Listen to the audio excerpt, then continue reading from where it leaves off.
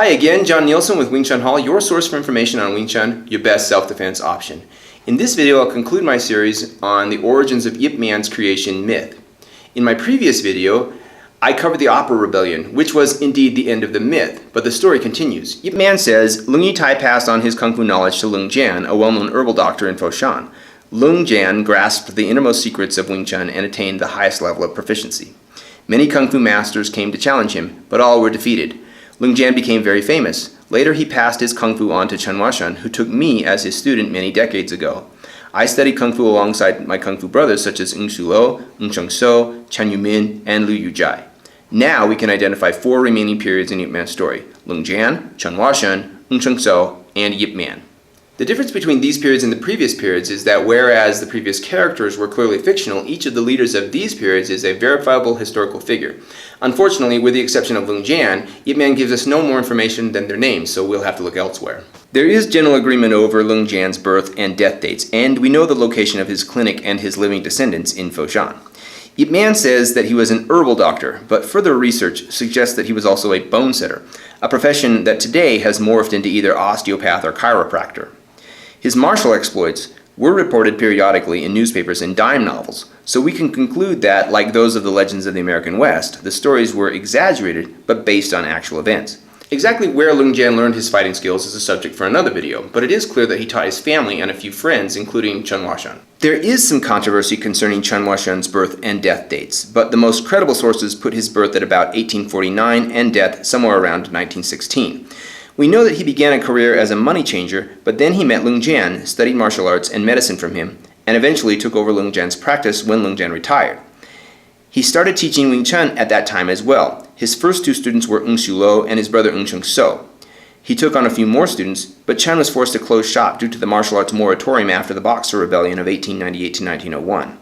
He reopened his school around 1904.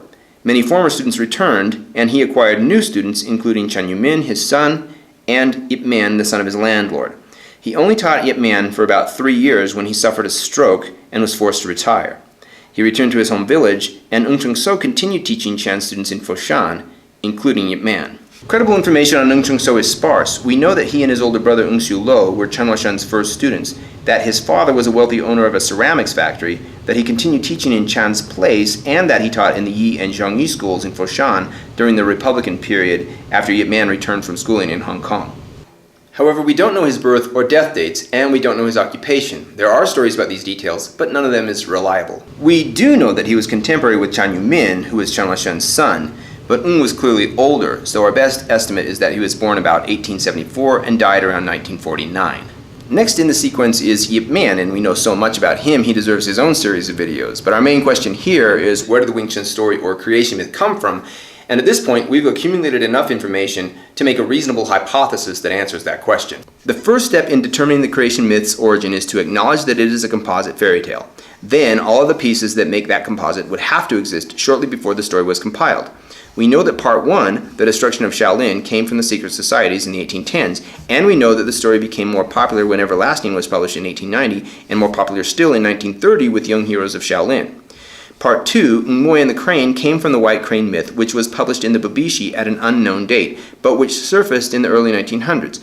Part 3, The Unwanted Marriage, can be found in stories like Heroes of the Water Margin and Romance of the Three Kingdoms, both published around 1400, but repopularized on stage and film in the 1930s. Part 4, the Lung succession, is of unknown origin, but many of these lineage myths follow the pattern found in the frame story to the Cleansing of the Blood and Marrow classic, which was rediscovered in the early 20th century. Part 5, the opera connection, is about events from the 1860s, but reimagined in the stories from the late 1920s and early 1930s. All parts of the story converge in the late 1920s or early 1930s, too late for Lung Jian or Chen Huashan and too early for Yip Man. The person most responsible for shaping Wing Chun at this time was Ng Chung So. Yip Man wrote that when he returned from St. Stephen's, only Ng Chung So was teaching Wing Chun in Foshan. But after Ng started teaching in the Yi and Zhongyi schools, Wing Chun exploded in Foshan to the point where there were hundreds of students and many teachers, all influenced by Ng Chung So. Not so coincidentally, this was also the period in which the Republic of China, or KMT, was strongly promoting Chinese martial arts.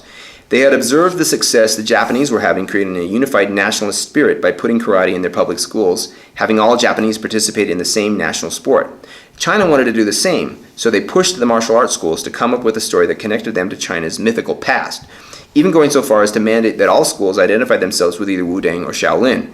Furthermore, many Wing Chun practitioners from this period had close and obvious ties to the KMT. Most likely, Ng Chung So also had such ties and may have been the source of these ties. Furthermore, there are still stories of how Ng Chung So and Chen Yu Min argued over which story they would tell and which character they would use to designate the art. We can only conclude that Ng Chung So compiled the Wing Chun Creation Myth and even the name of the fighting system in order to fulfill a government mandate. But that just leads us to a new question. If the story is all fabricated, where did Wing Chun really come from? I'll address that question in another video. In the meantime, for more details on these parts of the story, check out my book, soon to be released in paperback, and stay tuned for more information on Wing Chun, your best self-defense option.